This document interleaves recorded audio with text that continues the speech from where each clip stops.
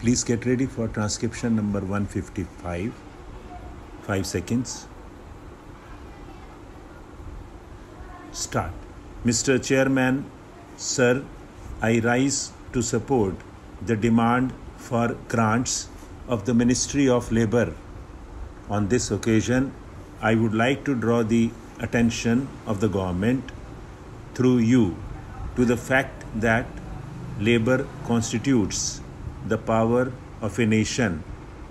But for the last few years, a cruel mockery of labour force has been made in India, a nation that provides labour opportunities and where labour is worshipped, becomes prosperous and developed.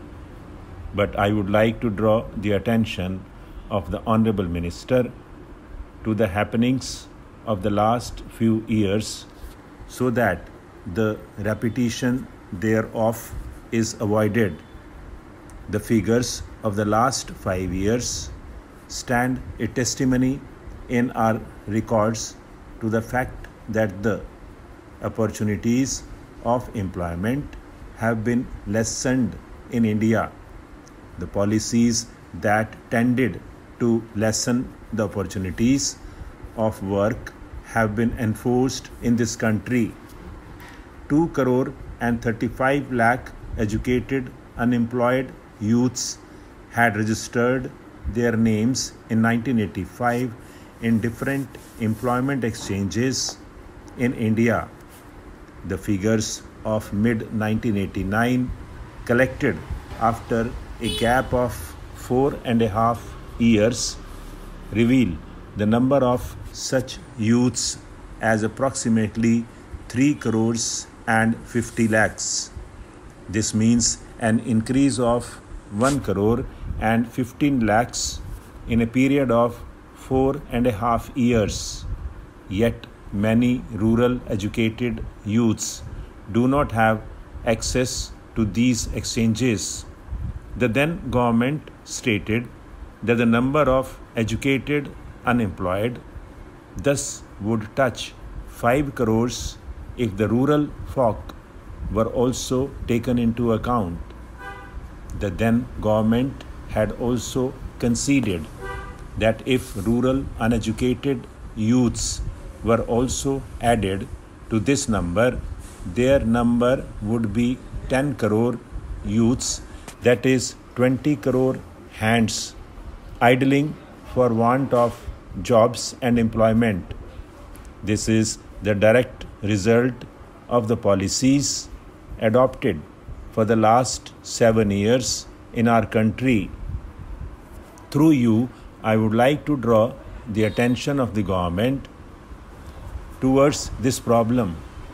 During the last 5 years, there has been a large-scale advent of foreign companies in India, and restriction of manual employment opportunities in the name of computerization has resulted in rampant unemployment. More than 30 crore people are living below the poverty line in India today. 1/3 of them get work for 6 months only. 2/3 of them for 7 months in a year, and only 4% of such people work for 9 months in a year. A new ray of hope has been spread amongst the youth with the assuming of office of Ministry of Labour by the Honourable Minister Shri Paswan. I would therefore like to draw his kind attention to the problems and sufferings of the people of my constituency. Many big industries have been closed down in Bihar. More than 5,000 unemployed people have been waiting for years so as to get some work. The gravity of the situation can be judged from the fact that dozens of youths have committed suicide during the last 5 years there.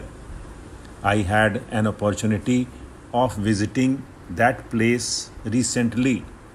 The mothers and sisters in the families of such persons are compelled to indulge in flesh trade in order to pacify their hunger for food. All this is happening there only due to the wrong policies adopted in the past. 18 big industries and approximately 15,000 small and medium scale industries are lying closed in Bihar.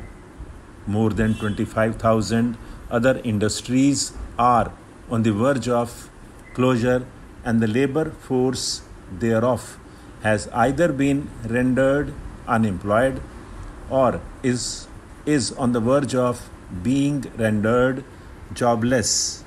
So far as the rural labor force, particularly in Bihar, is concerned, the National Rural Employment Program and Jawahar Rozgar Yojana were implemented, but there is a widespread talk about these programs in the villages of Bihar that earlier the landlords exploited the people in the villages, but another class of landlords is rising in the shape of bureaucracy that consists of overseers, block development officers, and engineers who are collectively looting the poor laborers now. If there is an earthwork scheme of rupees 1 lakh for which the laborers are to be paid an amount of rupees 172 per labor, you will be surprised to know that they are actually paid rupees 70 only, and the balance amount of rupees 102 is pocketed by the bureaucrats. It is an open secret. The Honorable Minister will come to know everything about their plight if he visits the villages where the laborers do the earthwork on the roadsides, not in the capacity of a minister, but as an ordinary citizen.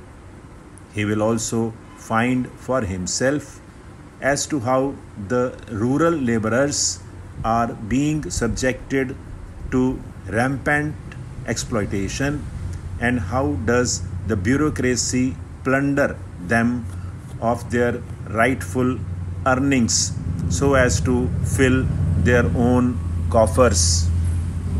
Politicians are also responsible to some extent because it is under their patronage that this act of looting the poor is being done. I would like to urge upon the Honorable Minister that the Ministry should look into all these malpractices. Stop.